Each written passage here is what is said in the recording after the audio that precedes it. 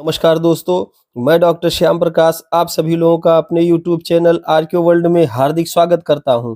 दोस्तों, history of Bihar की इस ऐतिहासिक श्रृंखला में आज हम बात करेंगे 1857 ईस्वी के विद्रोह में वीर कुंवर सिंह जी के योगदान का। इसका भाग 1 आज हम लोग, इसके पश्चात आने वाले वीडियो में हम लोग भाग 2 में कुंवर सिंह जी को पूरी तरीके से समझने का प्रयास करेंगे। आज हम लोग देखेंगे कि कुंवर सिंह जी के क्षेत्र में अर्थात आरा और जगदीशपुर के क्षेत्र में किस तरीके से अंग्रेजों की गतिविधियां चल रही थी।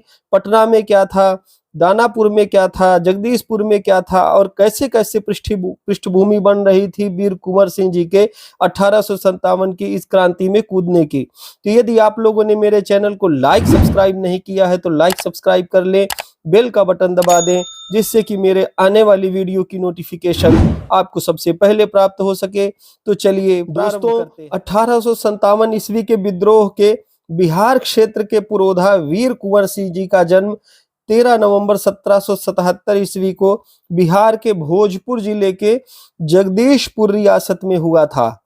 इनके पिता का नाम राजा साहबजादा सिंह तथा माता का नाम पंचरत्न कुंवर था। इनके छोटे भाइयों में अमर सिंह, दयालु सिंह एवं राजपति सिंह थे। तो हम देख रहे हैं कि 1857 का जो विद्रोह हुआ था खासतौर से बिहार के एरिए में, उसके पुरोधा वीर कुंवर सिंह थे। इनको बाबू कुंवर सिंह भी कहा जाता है। इनका जन्म 13 नवंबर 1777 को हुआ था भोजपुर जिले के जगदीशपुर रियासत में। और इनके जो पिता थे वो राजा साहबजादा थे और माता का नाम पंचकुंवर था। इनके छोटे भाइयों में महत्वपूर्ण रूप से जो अमर सिंह है, ये इनका आखिरी समय तक साथ देते हैं और छापामार प्रणाली के तहत इन्होंने अंग्रेजों को भी काफी परेशान किया हुआ था। अलग अलग अंग्रेज टुकड़ियों से इन्होंने अलग अलग तरीके से कहीं ना कहीं संघर्ष किया था और उनको भी चकित कर रखा था। तो इस तरीके से बाबू कुंवर सिंह का एक छोटा सा परिचय था कि किस तरीके से उनका जन्म जगदीशपुर रियासत में हुआ था। पटना के समीप दानापुर में एक सैनिक प्रमंडलीय मुख्यालय था जो मेजर जनरल लोकायह की कमान में था। तो जो पटना है इसके समीप में जो दानापुर का क्षेत्र दिखाई देता है, दानापुर के क्षेत्र में एक सैनिक प्रमंडलीय मुख्यालय था जिसमें मेजर जनरल लोकायह जो है वहां की कमान संभाल रहा था। और ये सारे के सारे लोग 1857 से कैसे जुड़ते हैं इसको हम धीरे धीरे देखेंगे। फिलहाल पृष्ठभूमि देखते हैं कि कौन सी पृष्ठभूमि थी जिस कारण से 1857 के इस विद्रोह में वीर कुंवर सिंह जी को आगे आना पड़ा। तो वहां के 7वीं, 8वीं एवं 40वीं देशी पैदल सेना की टुकड़ी, एक यूरोपीय कंपनी तथा एक देशी तोपखाना था। तो जो ये दानापुर में दिखलाई दे रहा है मेजर जनरल लोकाया के द्वारा संभाला जा रहा सैनिक प्रमंडलीय मुख्यालय क्षेत्र में, वहां पर क्या क्या था तो 7वीं, 8वीं और 40वीं देसी पैदल सेना की टुकड़ी थी, यूरोपीय कंपनी थी एक छोटी और तोपखाना रखा हुआ था और यहीं समीप में जगदीशपुर रियासत थी। तो इस तरीके से एक सिस्टम दिखलाई देता है कब 1857 से पहले कि किस तरीके से पटना से लेकर दानापुर और जगदीशपुर तक के क्षेत्र में अंग्रेजों के अलग अलग बटालियन दिखलाई दे रहे थे। 18 जून 1857 को पटना के प्रमंडलायुक्त लेफ्टिनेंट गवर्नर को एक पत्र के माध्यम से बताया कि छपरा के पश्चिम जिलों के लोगों ने खुला विद्रोह कर दिया है। तो जब 1857 की क्रांति चारों तरफ फैलने की बात आई और रोटी और कमल के माध्यम से जब जन जागृति की जा रही थी, उसी समय लगभग समस्त उत्तर भारत में यह लहर 1857 की क्रांति की लहर दौड़ रही थी, जिनमें से लखनऊ या ग्वालियर, कानपुर, पश्चिमी उत्तर प्रदेश के क्षेत्र, दिल्ली वाला क्षेत्र, मेरठ वाला क्षेत्र, मेरठ से ही शुरुआत मानी जाती है इस क्रांति की। इसके अलावा राजस्थान के एरिए में तो इस तरीके से देखें तो काफी दूरी में ये 1857 की आग फैल चुकी थी और कहीं ना कहीं इससे बिहार भी अछूता नहीं था। और किस तरीके से पटना में रहने वाले प्रमंडलायुक्त हैं, लेफ्टिनेंट गवर्नर हैं, यही सब लोग मिलजुल करके आगे देखेंगे कि किस तरीके से जो पटना का एरिया है इसको कई भागों में बांटा गया था, जिसमें छपरा या सारण वाला क्षेत्र भी आज का दिखलाई देता है, वो पटना प्रमंडल के ही अंतर्गत दिखलाई देता था उस समय। तो मुजफ्फरपुर के अंग्रेज सुरक्षा की मांग कर रहे हैं। तो जब छपरा में इस तरीके की गतिविधियां शुरू होती हैं, विद्रोह शुरू होता है, तो जो मुजफ्फरपुर करीब 78-80 किलोमीटर के आसपास दूरी सारण के छपरा से, तो यहाँ के जो अंग्रेज थे वो सुरक्षा की मांग करने लगे। उन्होंने कहा कि भाई हम लोगों पर भी तो खतरा मंडरा रहा है और ये जो विद्रोही हैं ये कभी भी मुजफ्फरपुर भी आ सकते हैं। तो ऐसे में संपूर्ण बक्सर एवं शाहाबाद के लोग दानापुर पर चढ़ आए।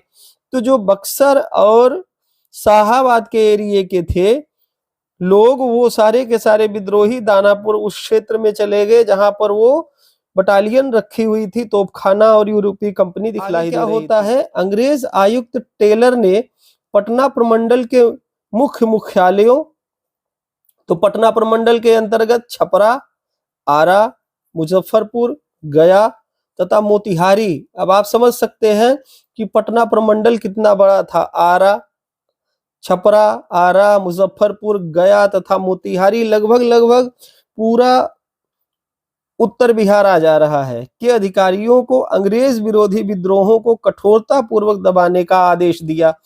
तो इसने कहा कि टेलर ने कहा कि किसी भी तरीके से इन क्षेत्रों में जो विद्रोह कर रहे हैं, इन विद्रोहियों को किसी भी तरीके से दबा दिया जाए। अगर ये नहीं मानते हैं तो कठोरता पूर्वक इन पर दमनात्मक कार्रवाई की जाए और इनको हर हाल में दबा दिया जाए। पटना में 3 जुलाई को एक व्यापक विद्रोह हुआ।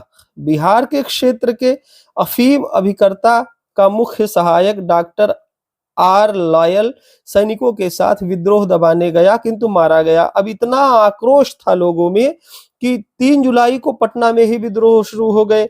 इसके अलावा जो बिहार क्षेत्र का अफीम अभिकर्ता मुख्य सहायक था लॉयल, वो भी सैनिकों के साथ गया, किंतु उसको भी तत्काल मार दिया गया। इतना ज्यादा जन आक्रोश था अंग्रेजों के प्रति, खास तौर से बिहार के क्षेत्र में, पटना के क्षेत्र में, दानापुर के क्षेत्र के लोगों में।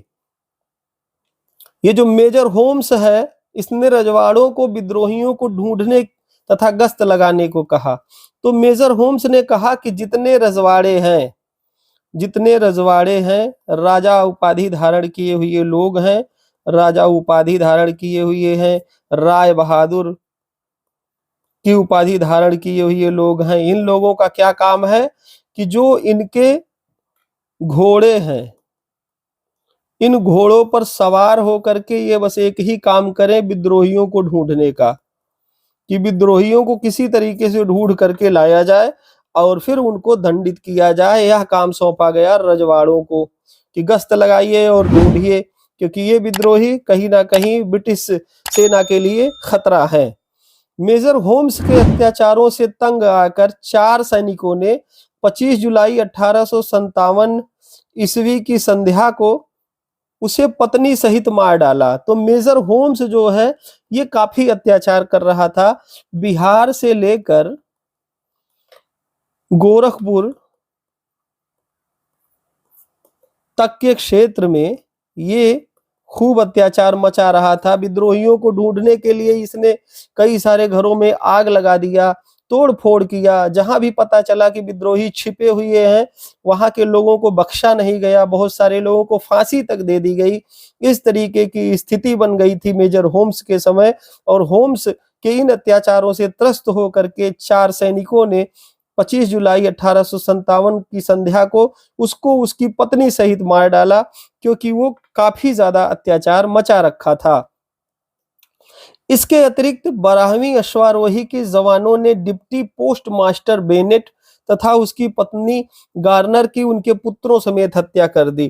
तो जैसे इधर की तरफ होम्स मारा गया, वैसे ही 12वीं जो अश्वारोही थी जो 12वीं अश्वारोही थी, इसके जवानों ने क्या किया कि जो डिप्टी पोस्ट मास्टर बेनेट था उसको उसकी पत्नी गार्नर और उसके पुत्रों समेत मार दिया। इतना आक्रोश था अंग्रेजों के प्रति, इनके दमनात्मक कार्रवाई के प्रति, कि कहीं ना कहीं जनता जहां भी जाती थी, विद्रोही जहां भी जाते थे, अंग्रेजों को मारना काटना शुरू कर देते थे, क्योंकि ये अंग्रेज किसी भी तरीके से इस लायक नहीं थे कि उनके साथ कोई समझौता किया जाता। लेकिन हम देखेंगे कि जब जगदीशपुर के क्षेत्र में कुंवर सिंह द्वारा घेर लिया जाता है अंग्रेज सैनिकों को, तो एक भी सैनिक को नहीं मारा जाता, बल्कि उल्टे जब अंग्रेजों का शासन आ जाता है, अंग्रेजों के द्वारा दमनात्मक कार्यवाहियां की जाती हैं, तो बहुत सारे लोगों को फांसी देने के साथ साथ घरों में आग तक लगा दी जाती है। इस तरीके से बर्बरतापूर्ण ढंग से यहाँ के विद्रोहों को दबाने का प्रयास अंग्रेजों द्वारा किया जा रहा था।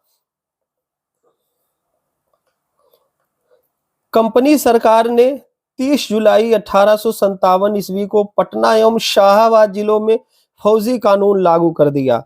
तो जब देखा कि इस तरीके से बहुत सारे जो क्रांतिकारी हैं, हमारे लिए वो क्रांतिकारी हैं, उनके लिए जो विद्रोही हैं, उन लोगों को पकड़ने के लिए, जेल में डालने के लिए, फांसी देने के लिए क्या कर दिया गया, फौजी कानून लगा दिया गया कि किसी तरीके से इनको पकड़ा जाए और जो विद्रोह हो रहा है इसका दमन कर दिया जाए। तो दानापुर की सैनिक टुकड़ियों ने 25 जुलाई 1857 ईस्वी को कंपनी के विरुद्ध बगावत कर दी। तो जब कंपनी ने फौजी कानून लगा दिया और दमनात्मक कार्यवाहियां शुरू कर दी,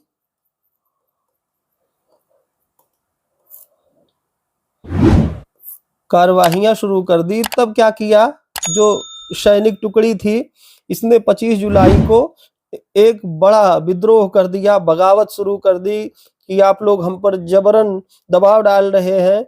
और इनका कोशिश था कि कुछ सिख सैनिकों को लाया जाए और धीरे धीरे करके पटना, दानापुर, शाहाबाद के क्षेत्र में होने वाले विद्रोहों को दबा दिया जाए। हालांकि ये आग तो लगभग संपूर्ण उत्तर बिहार में फैल चुकी थी।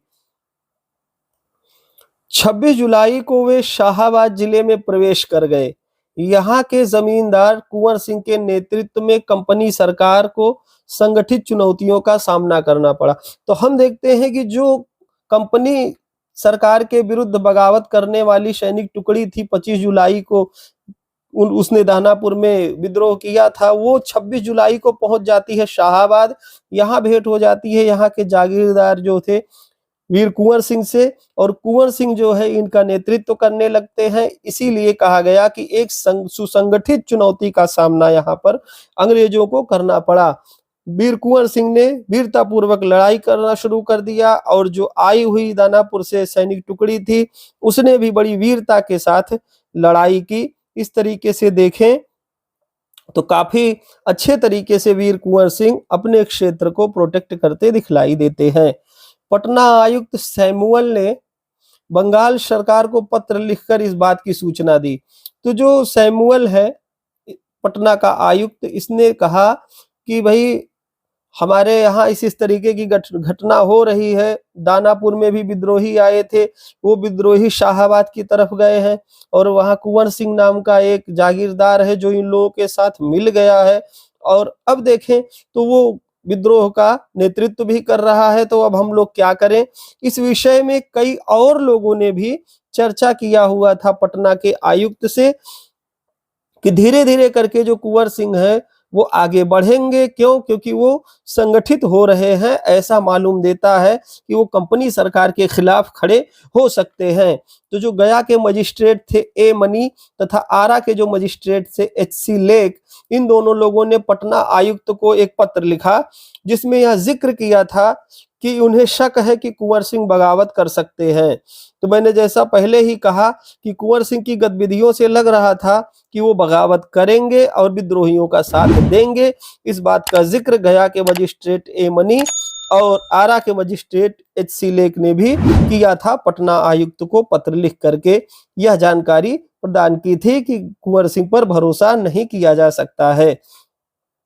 कुंवर सिंह ने 75 वर्ष की अवस्था में विद्रोहियों का एक दल तैयार, काफी बूढ़े हो चले थे कुंवर सिंह, 75 वर्ष की अवस्था हो चुकी थी और विद्रोहियों का दल उनको तैयार करना था। तो उन्होंने जो विद्रोहियों का दल तैयार किया उसमें लोगों की संख्या तो पहले लगभग 4 से 5,000 के आसपास बताई गई, किंतु धीरे धीरे करके पहले तो 70 से 75 लोग ही आए, फिर 1,000 से 2,000 हुए, फिर 4,000 से 5,000 हुए, फिर धीरे धीरे करके लगभग ये संख्या 10,000 तक बताई जाती है कि लगभग ये संख्या 10,000 तक हो चुकी थी जो विद्रोही दल तैयार हुआ था। जगदीशपुर के अपने दुर्ग में उन्होंने गोला बारूद बनाने का एक कारखाना भी स्थापित किया था। इतना खाद्य पदार्थ एकत्रित कर लिया था जो 20,000 सैनिकों के लिए 6 महीने तक का खुराक हो सकता था। तो अब जब विद्रोह शुरू हो ही गया था तो कुंवर सिंह को यह पता था कि किसी तरीके से हमको अपनी सेना को भी बचाना है, सैनिकों को भी बचाना है, लड़ाई भी करनी है। इसके लिए पहले तो उन्होंने एक विद्रोही दल तैयार किया जिसमें संख्या 10,000 थी। इसके बाद जो किला था, जगदीशपुर का दुर्ग था, उसमें काफी गोला बारूद रखा, बनाने का एक छोटा सा कारखाना भी स्थापित कर लिया जहां गोला बारूद बनाया जा रहा था। इसके अलावा इतना खाद्य पदार्थ एकत्रित कर लिया जो 20,000 सैनिकों के लिए 6 महीने तक की खुराक प्रदान कर सकता था। मतलब कुंवर सिंह पूरी तरीके से तैयार हो चुके थे अंग्रेजों से लोहा लेने के लिए।